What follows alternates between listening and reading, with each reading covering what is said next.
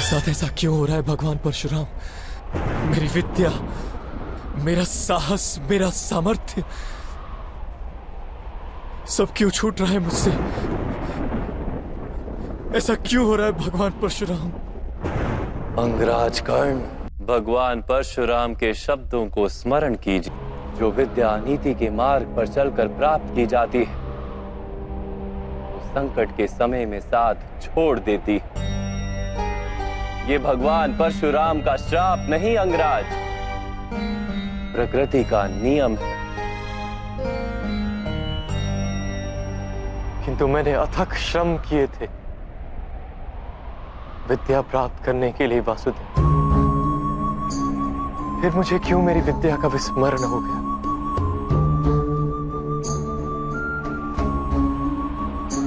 विद्या प्राप्त करने का प्रयत्न आपने क्यों किया था अंगराज? क्या विद्या का महत्व जाना था आपने? क्या विद्या प्राप्त करके समाज को लाभ देने की इच्छा थी आपके हृदय में? या केवल अपने अपमान का प्रतिशोध लेने हेतु आपने विद्या प्राप्त की? वास्तव में विद्या प्राप्त करने हेतु श्रम की तो आवश्यकता ही नहीं होती, केवल एकाग्रता और समर्पण पर्याप्त है। ज्ञान तो आत्मा का सहज गुण है और आप बुद्धिमान। आप ही बताइए, विद्या ग्रहण करते समय मन एकाग्र क्यों नहीं रहता? जब ज्ञान को मनुष्य साधन मानता है, किसी अन्य वस्तु को प्राप्त करने हेतु ज्ञान ग्रहण करने निकलता है, तब ज्ञान ग्रहण करते समय उसका मन स्थिर नहीं हो पाता। ज्ञान उसकी आत्मा का गुण नहीं बन पाता।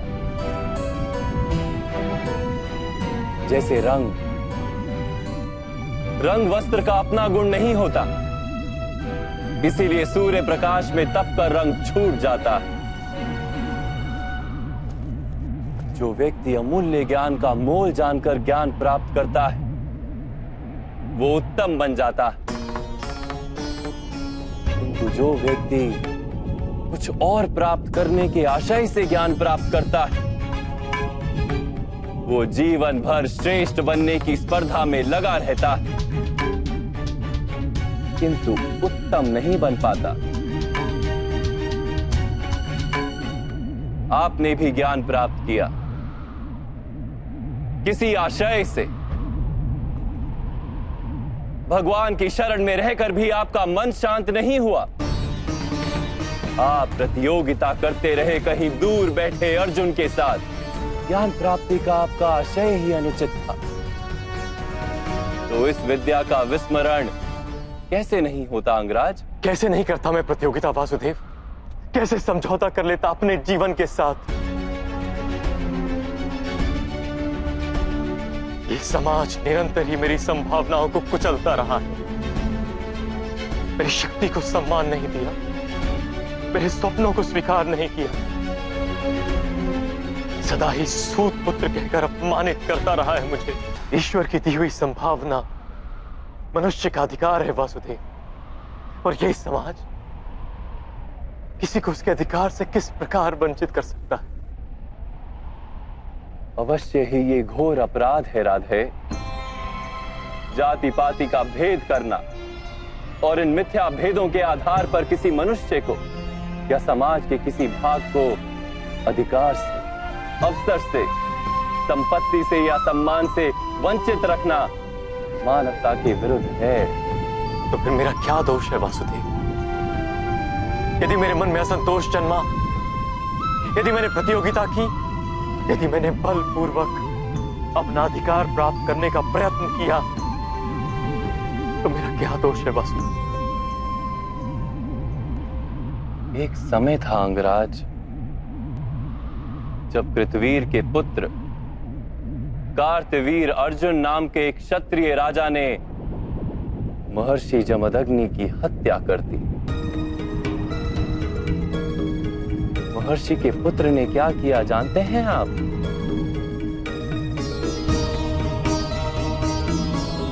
उन्होंने अपनी पीड़ा में भी विचार किया कि क्यों उनके पिता महर्षि जमदग्नि की हत्या की गई, कहां फैला था अधर्म। उन्होंने अपनी पीड़ा का विस्मरण कर दिया, समग्र समाज की पीड़ा को अपना लिया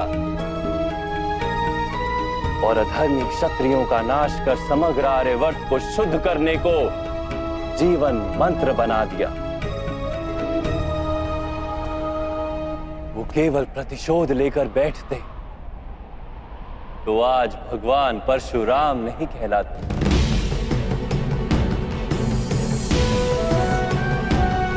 हाँ राधे, आपको जो दुख और अपमान मिले वो वास्तविक थे, किंतु आप उन्हें अवसर बना लेते तो समाज का उद्धार होता और आपका कल्याण होता। आप जैसे शक्तिमान मनुष्य का आधार यदि अन्य शोषित और पीड़ित लोगों को मिल जाता तो कितने जीवन सुख से भर जाते। आपके पास संभावना भी थी, सामर्थ्य भी था और उस पीड़ा का अनुभव भी था, किंतु आपने अपना जीवन उन्हें समर्पित नहीं किया। आपने अपना जीवन समर्पित कर दिया दुर्योधन को, जिसके पक्ष में केवल अधर्म था और कुछ नहीं।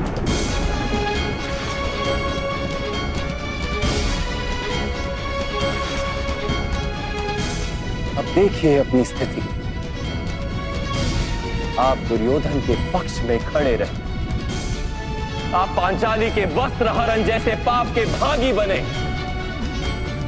आप अपनी माता का सम्मान नहीं कर पाए, अपने ही भाइयों के 2-2 पुत्रों की हत्या की आपने, और आज अपना धर्म गंवाकर, अपनी विद्या गंवाकर, अपना संतोष गंवाकर अपने ही अनुज के हाथों मरने के लिए सज खड़े। आप यथार्थ कह रहे हैं वासुदेव।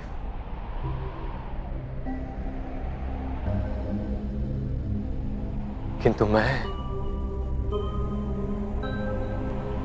मित्र दुर्योधन के उपकारों का विस्मरण नहीं कर सकता। कौन सा उपकार राधे?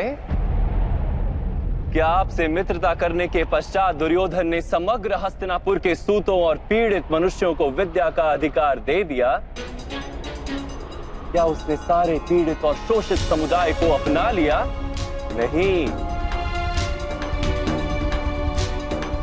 नहीं राधे, उसने केवल अपने लाभ हेतु आपसे मित्रता की।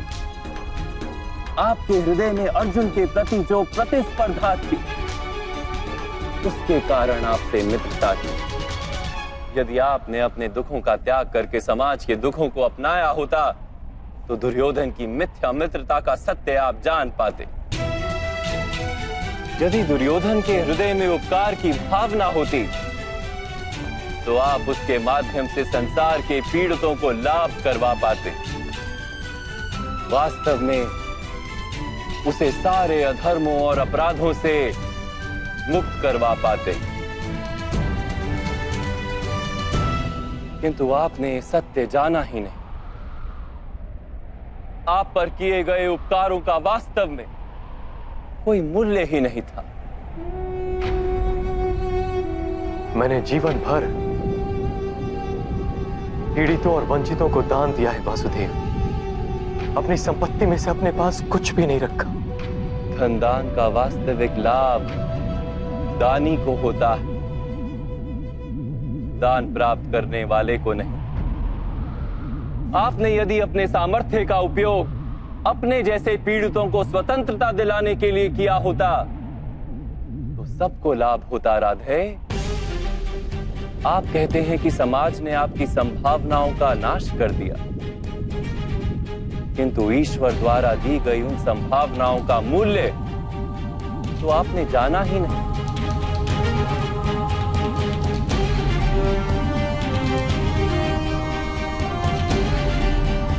एक सत्य जान लीजिए, जो व्यक्ति समाज के लिए जीता है उसे स्वयं भी लाभ होता है, किंतु जो व्यक्ति केवल अपने लिए जीता है वो स्वयं को और समाज को, दोनों को हानि पहुंचाता है। कुरुक्षेत्र में आज जो विध्वंस हो रहा है, उसका कारण ना दुर्योधन है और ना ही मामा श्री शकुनी। ये पाप 3 महारथियों का है। महामहिम भीष्म, गुरु द्रोण और आप राधे। आप तीनों ने यदि अपने माने हुए धर्म का त्याग करके समाज के कल्याण का विचार किया होता, दुर्योधन को सहायता नहीं दी होती, तो ये युद्ध ही नहीं होता। आप उचित कह रहे हैं वासुदेव। इस समाज को जितनी हानि अधर्मियों से नहीं होती, उससे अधिक हानि धर्म जानने वालों की निष्क्रियता से होती है। इस महायुद्ध का पाप हमारे सर है।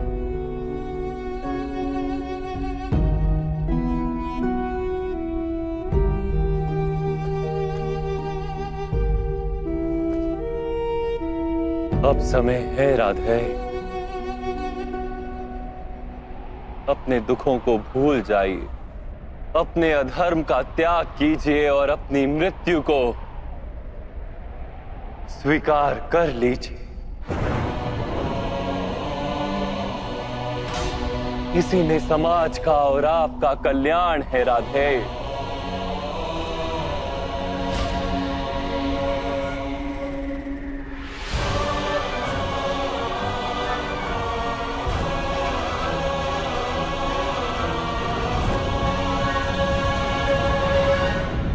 मैं आपका आदेश स्वीकार करता हूं वासुदेव, मृत्यु का भी स्वीकार करता हूं।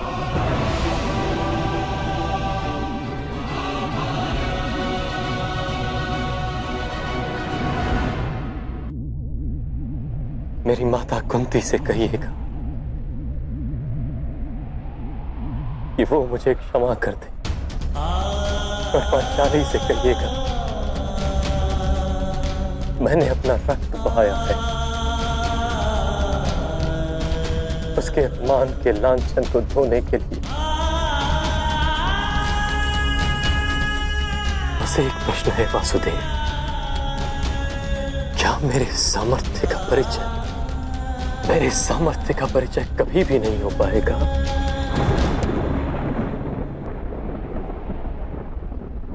राधे, जब आपके हाथ में धनुष नहीं, आपके रथ का पहिया भूमि में धंसा और आपको अपनी विद्या का विस्मरण हो गया, ऐसे अवसर का लाभ उठाकर आपका वध करना पड़ रहा है। क्या यही आपके सामर्थ्य का प्रमाण नहीं?